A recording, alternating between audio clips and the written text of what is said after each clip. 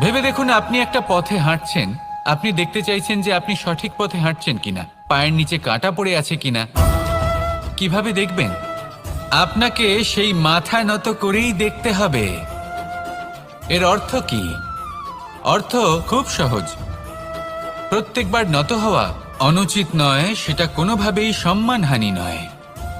পরিস্থিতি অনুসারে এবং যেখানে প্রয়োজন আপনি নত হতে শিখে গেলে আপনি অনেক কিছুই লাভ করতে পারবেন। জ্ঞান, মান, গুণ, বিশ্বাস।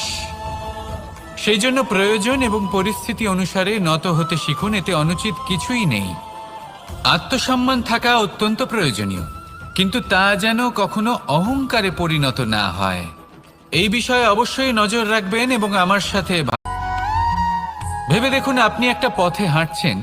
আপনি দেখতে চাইছেন যে আপনি সঠিক পথে হাঁটছেন কিনা, পায়ের নিচে কাঁটা পড়ে